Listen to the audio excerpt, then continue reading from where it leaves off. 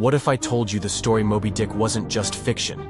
That a real whale once attacked a ship so viciously, it left 20 sailors stranded in the middle of the Pacific Ocean, where they descended into madness, desperation, and cannibalism.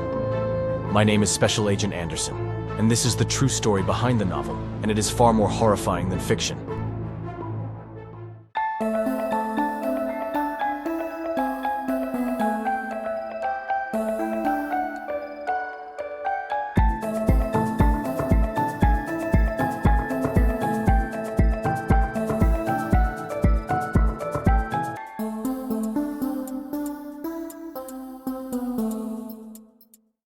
In the early 1800s, the island of Nantucket was the beating heart of the global whaling industry. Whales were hunted not just for meat, but for oil, used to light lamps around the world. On August 12, 1819, the whaleship Essex, a modest 87-foot vessel, set sail from Nantucket. On board were 20 men, a mix of veterans and first-timers.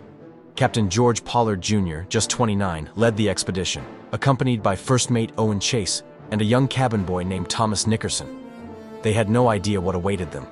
A voyage meant to last 2 years would instead become legend. Barely out of port, the Essex was slammed by a sudden squall.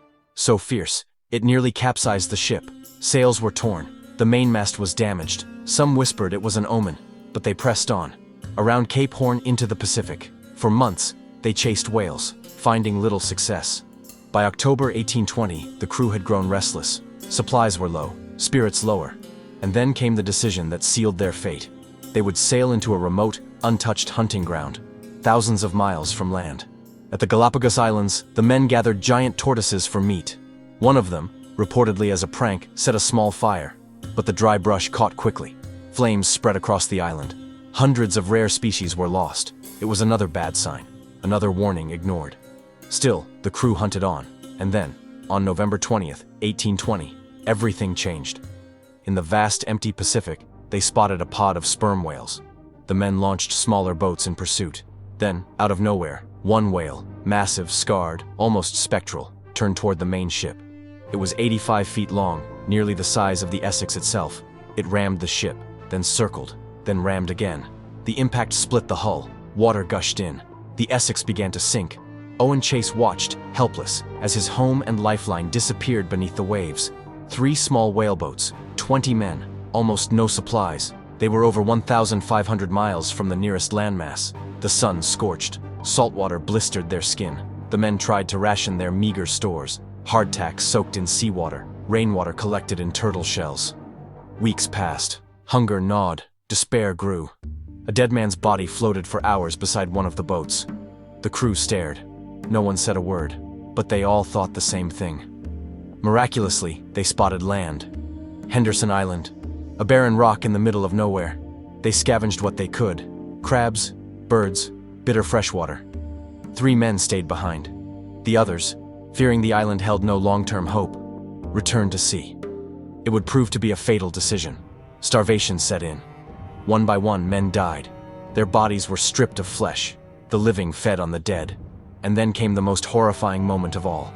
With no more corpses left, they drew lots. To die. And be eaten. Owen Coffin, the captain's teenage cousin, drew the short straw. Captain Pollard wept, begged to take his place. But Coffin accepted his fate. He was shot by a crewmate. His flesh kept the others alive. This was not madness. It was cold, methodical survival. After over 90 days adrift, 2 boats were rescued separately. Of the 20 original crew, only 8 survived. They were barely recognizable. Skin hanging from bone, eyes haunted. The 3 left behind on Henderson Island were later found alive. But their souls were changed forever. Captain Pollard returned to Nantucket, but the whispers followed. The captain who ate his cousin.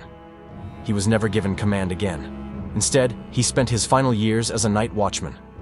Owen Chase wrote a book, a survivor's tale, a confession.